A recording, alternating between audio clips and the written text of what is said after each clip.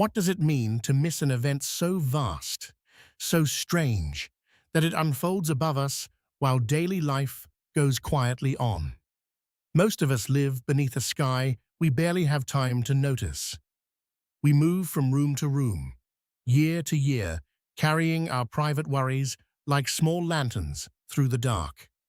And yet beyond the weather, beyond the blue veil of afternoon, and the familiar scatter of stars, the universe is constantly performing acts that challenge the very language we use to describe reality.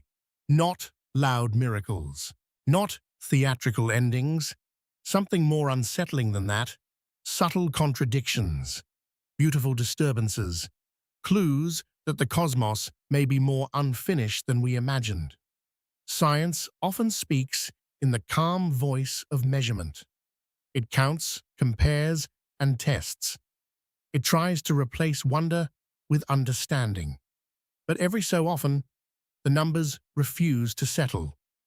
A signal appears where none should be. A star dims without rhythm. A planet's atmosphere whispers the chemistry of impossibility. A scar on the moon shines brighter than the land around it, as though memory itself were embedded in stone. These are not fantasies. They are observations, real anomalies, carefully studied, argued over, revised, and defended. Some may one day yield to ordinary explanation. Others may force new ideas into existence. That is how knowledge grows, not in certainty, but in the moment certainty begins to fracture. So this is a journey through 14 thresholds of doubt, through the places where modern science, for all its power, still stands at the edge of something unresolved. Not to prove that the universe is magical, but to remind us that it is still, in the deepest sense, alive with questions. And perhaps that is the most human part of the story, that even now, with all we know, we remain creatures looking up, trying to understand the light before it fades. What if the moon, that familiar companion of our nights, is still holding a secret no one can quite name? Seen from Earth, it looks quiet, ancient, resolved. Its face has been mapped, photographed, walked upon, and folded into the human imagination for thousands of years.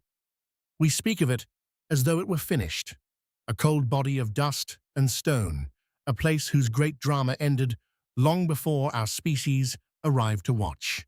But some of the moon's most delicate features suggest a stranger story. Across certain regions of the lunar surface, pale patterns twist through the darker soil like brushstrokes left by an invisible hand. They are called lunar swirls. From orbit, they appear almost fluid, as if light itself had drifted across the ground and settled there. They are not mountains, not craters, not traces of any familiar geology. They are brighter than the land around them, and for decades they have resisted simple explanation. Then came the deeper surprise. These ghostly markings align with pockets of magnetism buried in the crust. That should not be possible. The moon no longer possesses a global magnetic field. Its internal dynamo died billions of years ago. And yet here are local magnetic shields, strong enough to divert charged particles from the sun, preserving the surface beneath them, while the surrounding terrain slowly darkens under cosmic exposure. It is a beautiful kind of contradiction. The moon, which should be geologically quiet and magnetically dead, still carries invisible architecture from a past we do not fully understand. Perhaps these fields are relics of ancient impacts. Perhaps they are scars from a more active world, frozen into stone and left to outlast the forces that created them. For now, the swirls remain like handwriting in a language we can see but not read. And that may be the most humbling discovery of all. Even in the object closest to Earth, mystery has not retreated. It has simply grown quieter. How can the universe tell two different stories about its own beginning and still ask us to believe both. It began, as many scientific revolutions do, with a number. A seemingly modest question asked with extraordinary precision, how fast is the universe expanding?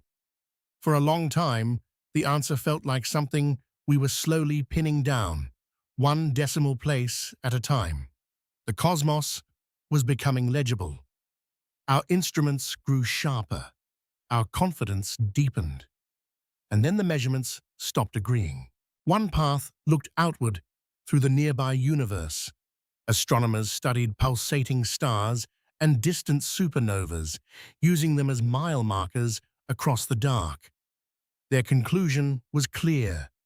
Space is expanding at a certain pace, faster than expected, as though the universe was still hurrying away from its own birth. Another path looked backward instead, into the oldest light in existence, the faint afterglow left behind by the early cosmos. That method produced a different answer. Not close, not comfortably within error. Different enough to suggest that one of our most trusted maps of reality might be incomplete. This disagreement has a name now, the Hubble Tension. It sounds almost technical, too gentle for what it implies. But beneath the phrase lies a real fracture. Either subtle mistakes remain hidden inside our most careful observations, or the standard model of cosmology, the elegant framework that explains the universe from its earliest moments to its large-scale structure today, is missing something essential. Perhaps dark energy changes over time. Perhaps unseen particles shaped the infant universe in ways we have not yet grasped. Perhaps the story is stranger still. What matters is not only that the numbers disagree, but that they continue to disagree even as the instruments improve. There is something deeply human in that. We keep refining our lenses, hoping the world will come into sharper focus. And sometimes it does, but sometimes greater clarity reveals not resolution, but a deeper contradiction. The universe is not only expanding, it is widening the space between what we measure and what we understand. What if, somewhere in the darkness between the stars, a world is breathing in a language we do not yet know how to hear? For generations, planets beyond our solar system belonged to theory and longing. They lived in equations, in speculation, in the quiet confidence that other worlds must exist even if no human eye had ever found them. Now we know they are everywhere. Thousands have been catalogued. Some are scorched giants circling too close to their suns. Others drift in colder, dimmer distances. A few occupy that fragile region we call the habitable zone, where conditions might allow liquid water, chemistry, and time to collaborate in the making of life. But knowing a planet exists is not the same as knowing its story. That is where the mystery deepens. When a distant world passes in front of its star, a small portion of starlight filters through the planet's atmosphere before reaching our telescopes. Hidden in that light are faint signatures, traces of molecules suspended in alien skies. Methane, carbon dioxide, water vapor, sometimes a combination that seems difficult to explain. Not proof, not revelation, but a suggestion, a murmur. This is the new frontier of uncertainty. We are no longer asking only whether planets exist. We are asking whether any of them are active in ways that resemble biology, geology, or some process not yet imagined. A strange chemical balance in a distant atmosphere can stir enormous hope and equal caution. On Earth, certain gases may be linked to life. Elsewhere, they may arise from unfamiliar planetary physics. The same clue can point in two directions at once. And so we stand in a delicate moment of interpretation. Our instruments are finely sensitive enough to detect whispers from worlds we will never touch. But whispers are not declarations. They ask for patience, for humility. Perhaps one day we will find an atmosphere that leaves little room for doubt. Or perhaps the universe will continue to answer in ambiguous signals, reminding us that life itself may not wear a single recognizable face. We search the skies for confirmation, but what we may be finding instead is a deeper lesson, that to look for company in the cosmos is also to confront how narrow our idea of life has been. What if the end of the dinosaurs was not a single moment of destruction, but a chain of consequences we still do not fully understand? Imagine a spring day 66 million years ago. Rivers moved through fern country, fish turned in shallow water, forests carried the first green signals of a new season. And then, without warning, the sky changed. An asteroid struck the Earth near what is now the Yucatan Peninsula, with a force almost beyond comprehension, releasing enough energy to alter the future of life in a single violent breath. For a long time, the broad outline seemed clear. Dust and debris rose into the atmosphere. Sunlight dimmed. Temperatures fell. Plants died back. Food webs unraveled. The age of dinosaurs came to an end, not only through impact, but through the long, punishing winter that followed. It was an elegant explanation, almost too elegant, because the Earth rarely keeps its stories so neat. Then came fossils that seemed to capture the disaster in real time. At one remarkable site in North America, fish were found with tiny glass beads lodged in their gills, droplets of molten rock that had fallen from the sky soon after the impact. These animals had not died in some distant aftermath.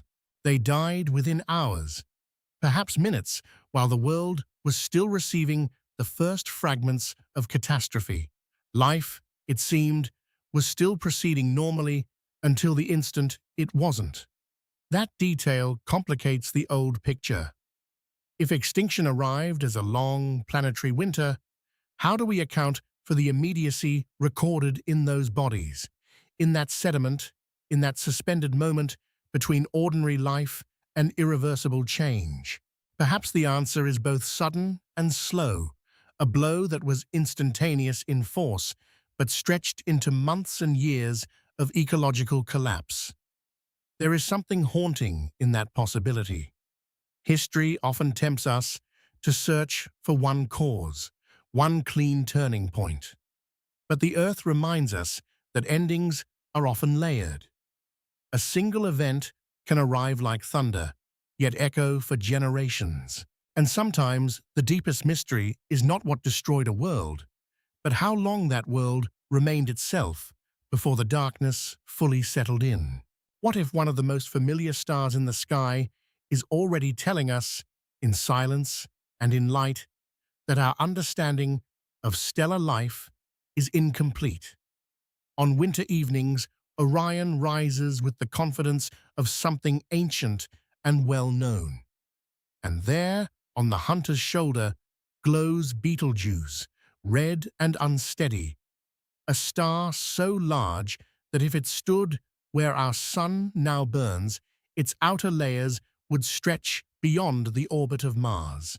For generations, it has been a point of orientation, almost a permanent feature of the night. But in late 2019, that permanence seemed to falter. Betelgeuse began to fade.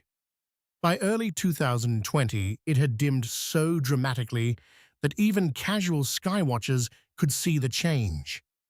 The speculation came quickly. Was this the final warning before a supernova? The long-expected death of a massive star nearing the end of its life? If so, humanity might be watching the approach of one of the rarest events visible to the naked eye. But then, just as suddenly, the star brightened again. The anticipated ending did not arrive. The drama subsided. The real mystery began. When astronomers studied the event more closely, they found evidence that Betelgeuse had hurled an immense plume of material into space, matter that cooled into dust and briefly obscured part of the star from our view. That alone was remarkable, but the deeper surprise came from images of its surface. Instead of the many small convection patterns predicted by theory, Betelgeuse seemed to host only a few colossal cells, each so large they would engulf the inner solar system. The star was not merely active, it was behaving on scales our models struggled to explain. Even its internal rhythms appeared contradictory, as though different kinds of stellar motion were occurring at once. Pressure and gravity seemed to be composing a shared music inside a structure that should not easily allow both. There is something moving about that. We look at stars as symbols of stability, when in truth they are vast negotiations between order and collapse.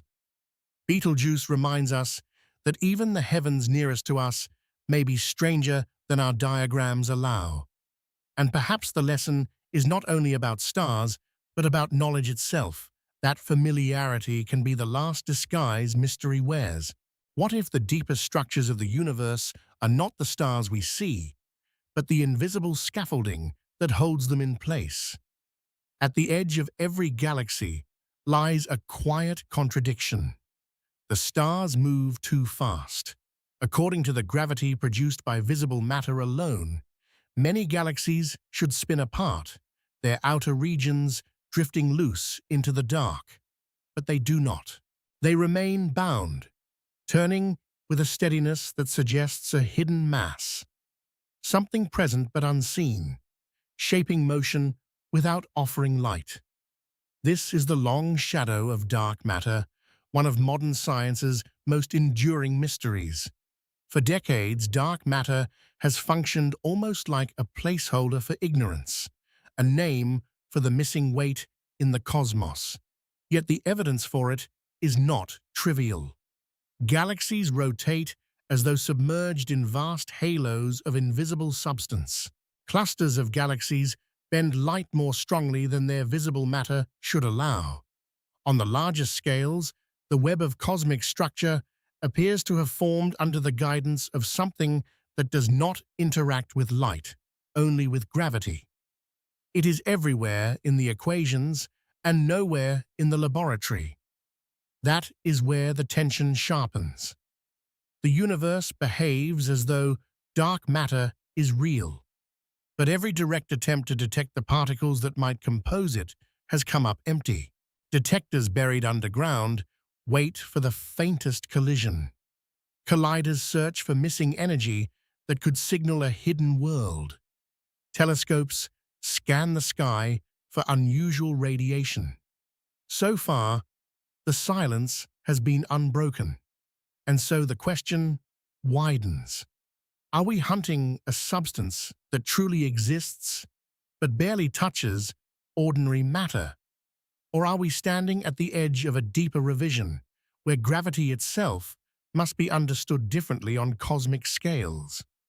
Some physicists still trust the unseen mass. Others wonder if the laws we rely on begin to bend in places too large and too dark for intuition. There is something profoundly human in this uncertainty. We are trying to infer the architecture of reality from its effects, like listeners reconstructing an instrument from the music it leaves behind. Perhaps dark matter will someday be captured, named, and folded into the known world. Or perhaps it will remain a reminder that much of existence is understood first, not by what it is, but by what it causes everything else to do. What if a black hole, the very symbol of inescapable darkness, could become one of the brightest things in the universe? For most of human history, black holes belonged to the realm of thought experiments.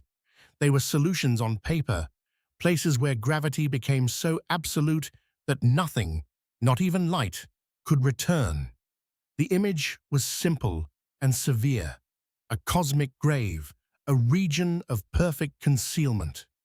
But the universe, as it often does, complicated the metaphor. A black hole itself emits no light, yet the matter falling toward it can blaze with astonishing intensity. Gas and dust, pulled into a tightening spiral, collide and heat until they radiate across space. In that violent approach to disappearance, the invisible announces itself through brilliance. Entire galaxies can be outshone by the luminous disks around their central black holes. Jets of high-energy particles can erupt for thousands of light-years, carving bright signatures through intergalactic darkness. And still, that is only the beginning of the mystery. In recent years, astronomers have found black holes in the early universe that seem far too massive for their age. According to ordinary models, there should not have been enough time for them to grow so large so quickly after the Big Bang. Yet there they are, ancient and oversized, already fully imposing when the cosmos itself was still young. This raises an unsettling possibility. Perhaps the first stars collapsed into black holes more efficiently than expected. Perhaps dense clouds of primordial gas formed them directly, skipping slower stages of cosmic evolution. Or perhaps our picture of the early universe, elegant as it is, leaves out a chapter we have not yet learned how to read. There is a strange poetry in this. We often imagine knowledge as a movement from darkness into light. But black holes reverse that intuition. They are places where darkness generates its own kind of illumination, forcing us to learn from what cannot be seen directly. In trying to understand them, we are confronted by a recurring truth of science and of life, that some of the clearest revelations arrive only at the edge of disappearance. What if a star could vanish without the ceremony of an explosion, leaving behind almost nothing but a question? We have learned to expect certain endings from massive stars. They burn through their fuel, grow unstable, and finally die in tremendous outbursts called supernovas, scattering heavy elements into space and briefly shining with the brightness of entire galaxies. It is one of the universe's grandest transformations, violent but legible. We understand the pattern well enough to look for it, classify it, even predict its broad outlines. And yet some stars seem to refuse that script. In a few rare cases, astronomers have watched massive stars brighten, falter, and then simply disappear from view without the expected final blaze. No magnificent detonation, no triumphant burst of matter racing outward, just absence. A once visible star fading into silence, as if the cosmos had closed a door too gently for us to hear. One explanation is as unsettling as it is elegant. Perhaps some stars collapse directly into black holes. Instead of blasting their outer layers into space, their cores fall inward so completely that the usual supernova never fully develops. Energy is swallowed before it can announce itself. The star does not end in spectacle, but in retreat. A failed supernova, if the phrase can be forgiven, though there is nothing trivial about it. If this happens more often than we think, it changes more than a few lines in astrophysics textbooks. It reshapes our sense of how black holes are born, how elements are distributed, how the visible universe records its own losses. It suggests that some endings are missing from the sky, not because they never occurred, but because they happened too quietly for us to notice. That possibility reaches beyond astronomy. We tend to imagine that important events declare themselves, that endings come with sound, flame, and unmistakable signs. But nature is not obliged to satisfy that expectation. Sometimes the most consequential transformations are nearly invisible while they occur. A light goes out. A structure collapses inward, and only later do we begin to understand what is no longer there. What if the oldest light in the universe is not as impartial as we once believed? There is a comforting promise at the heart of modern cosmology that on the largest scales, the universe has no favorite direction, no cosmic up or down, no privileged viewpoint. Expand far enough beyond galaxies, beyond clusters and local structure, and reality should become statistically even, like rain falling over an open sea. This principle has guided generations of physicists because it makes the universe intelligible. It suggests that wherever you stand, the same grand laws apply. But when scientists mapped the cosmic microwave background, the faint afterglow of the early universe, they found something unsettling buried inside that ancient light. The largest temperature patterns did not appear randomly arranged. Instead, some of them seemed to line up with one another, and more strangely still, with the plane of Earth's orbit around the Sun. It was as though the deepest visible imprint of the young cosmos carried a subtle orientation that should not matter, but somehow did.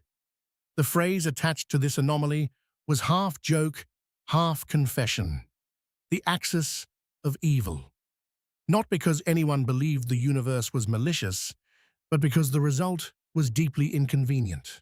If the alignment is real, then the assumption of cosmic isotropy may be incomplete. The universe, at its broadest scale, might possess structure or memory that our standard model does not account for. If the alignment is not real, then some contamination, instrumental bias, or overlooked foreground effect has survived years of scrutiny and disguised itself as a law-breaking pattern in the oldest light we can see. Neither answer is especially comfortable. There is something almost philosophical in that discomfort. We want the universe to be indifferent, because indifference is mathematically clean. But perhaps reality is less symmetrical than our ideals, or perhaps we are still learning how to separate what belongs to the cosmos from what belongs to our own position inside it. Either way, the oldest light has stopped behaving like a simple backdrop. It has become a question, and we are still standing inside it. What if the universe is not only expanding, but slowly losing the energy that once made it feel alive? There was a time when the stars were enough. For much of human history, they appeared fixed, eternal, like lanterns pinned to a dark ceiling. Then science began to move the walls outward. We learned that stars are born and die, that galaxies drift, that the cosmos itself has a history. And in the late 20th century came one of the most surprising discoveries of all. The expansion of the universe is accelerating. Space is not simply stretching. It is stretching faster over time, as though some hidden influence is pushing everything apart. We gave that influence a name, dark energy, though the name explains almost nothing. It does not glow. It cannot be touched. We know it only through its effect on the large-scale behavior of the cosmos. Galaxies, on average, are receding from one another more rapidly than gravity alone should allow. The visible universe behaves as though most of its content is made not of matter, but of this quiet, repulsive tendency built into space itself. And yet the deeper we look, the less settled the picture becomes. Some observations suggest that dark energy may be constant, a fixed property of the vacuum, unchanged across cosmic time. Others leave room for a more unsettling possibility that it has evolved, shifting in strength as the universe aged. If that is true, then the future of everything may be more uncertain than our neat models imply. Expansion might continue forever. It might accelerate into increasing isolation, or its tempo may yet surprise us. What makes this mystery feel so intimate is the scale of its consequences. Dark energy does not affect the turning of a leaf or the orbit of the moon. It acts across unimaginable distances, slowly rewriting the structure of the whole universe. In time, galaxies beyond our local group may drift so far away that their light will never reach future observers. The night sky itself could grow lonelier. There is a sobering beauty in that thought. Even emptiness may have a history. Even space may change its mind. And the universe, which once seemed full of permanent lights, may be teaching us that separation is written into its deepest fabric, long before we learned how to name it. What if the universe has been keeping time with a rhythm so slow, so enormous, that we have only just begun to hear it? For centuries, time seemed local. It belonged to clocks, to heartbeats, to the rising and setting of light. Even in astronomy, much of what we studied changed within humanly recognizable intervals. The pulsing of stars, the turning of planets, the brief flare of an exploding sun. But some processes unfold on scales so immense that they resemble stillness until the right instruments and enough patience finally reveal a pattern. That is the strange promise of gravitational waves. When massive objects move through space with enough violence, colliding black holes, merging neutron stars, perhaps even events rooted in the earliest moments of the cosmos, they send ripples through space-time itself. These distortions do not travel through the universe. They are the motion of the universe, tiny stretches and compressions passing across existence like a tremor through fabric. For a long time, they were predicted but unheard, more theorem than experience. Their discovery changed that. At first, the signals came from catastrophic mergers, brief and dramatic pulses arriving after journeys of unimaginable length. But behind those singular detections lies a deeper possibility, a continuous background hum, a gravitational wave sea produced by countless distant events blending together, or perhaps by processes older than stars themselves. If detected clearly, it would not be a message from one source, but a kind of cosmic memory, a low-frequency chorus carrying information from eras otherwise inaccessible.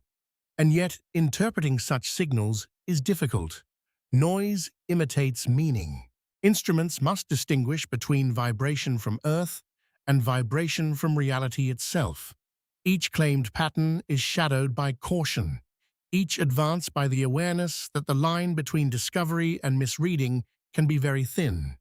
Still, there is something profoundly moving in the effort. We are learning that the universe may be legible not only in light, but in rhythm. Not only in what shines, but in what passes through everything and leaves almost no visible trace. Perhaps the deepest history of existence has been surrounding us all along. Not silent, but written in a form we were too young a species to recognize. And now, at last, we are beginning to listen. What if the rarest events in the universe are not rare because they almost never happen, but because they unfold in places or in ways that human beings are only beginning to notice? By now, a pattern has emerged. Again and again, science approaches reality with a reasonable expectation, and reality answers with a quiet refusal. The moon carries magnetism where it should not. The universe expands at two incompatible rates. Distant atmospheres hint without confirming. Stars dim, vanish, or grow stranger the closer we look. The oldest light in existence appears less neutral than our equations prefer. Each anomaly is specific. Together, they form something larger, a portrait of a cosmos that is not broken but unfinished in our understanding of it. This is important because mystery is often misunderstood. It is mistaken for weakness in science, as though uncertainty were a flaw rather than a sign of honesty. But uncertainty is where knowledge breathes. It is the space between what we can measure and what we can explain, between evidence and meaning. The anomalies that remain unresolved are not embarrassments at the edge of reason. They are the very places where reason becomes most alive, most creative, most willing to revise itself. And perhaps that is why so many of these events pass unnoticed in ordinary life. Not because they are unimportant, but because human attention is naturally local. We are built to notice storms, voices, faces, the changing moods of those we love. The great contradictions of the cosmos occur far above that scale. They arrive in data sets, faint signals, subtle deviations, in the patient labor of people who spend their lives listening for irregularity in the dark. There is something deeply moving in that image. A species shaped for survival on a small planet has learned to detect cracks in the architecture of the universe. Not to conquer them, not yet, but to recognize them. And so the story is no longer only about impossible events. It is about the human act of noticing, of refusing to look away from what does not fit, of understanding that every unresolved phenomenon is also an invitation, asking whether we are humble enough to let the universe be larger than the stories we have told about it. So where does all of this leave us? After the fading stars and ancient light, after the hidden atmospheres and the questions buried in dust, gravity, and time, it leaves us where every meaningful search eventually does. Not at the end of mystery, but in a deeper relationship with it. We began with impossible events, with phenomena so strange they seem to stand outside the ordinary grammar of the universe. But the longer we stayed with them, the less they felt like exceptions. They became reminders that reality is not obligated to be simple, that nature does not arrange itself for our convenience, that even now, with observatories in space and instruments capable of sensing distortions smaller than an atom, we are still interpreting fragments of a much larger story. And yet this is not a tale of failure. It is a testament to the peculiar dignity of human curiosity. We are brief creatures, living for an instant beneath a sky that has been evolving for billions of years. We inherit almost nothing, no direct memory of the early universe, no instinct for black holes or dark energy. And still, we ask. We build devices that extend our senses. We compare notes across generations. We argue, revise, doubt, and begin again. Knowledge advances not because we banish uncertainty, but because we learn how to remain in its presence without surrendering to fantasy. Perhaps that is the final lesson hidden inside these cosmic puzzles. The universe is not a machine built to reassure us. It is a vast and changing reality in which clarity must be earned, and even then, only provisionally. But there is beauty in that incompleteness, a living beauty, the kind that keeps science honest and keeps wonder from growing old. One day, some of these mysteries may dissolve into explanation. Their strangeness will become textbook knowledge, and future generations will speak of them as settled facts. But new questions will rise in their place. They always do, because the future of discovery is not the moment when all secrets are gone. It is the moment we realize that truth is not a destination we finally possess, but a horizon that continues to move as we approach it. And perhaps that is why we keep looking up, not only to understand the universe, but to remember what it means to be human inside it.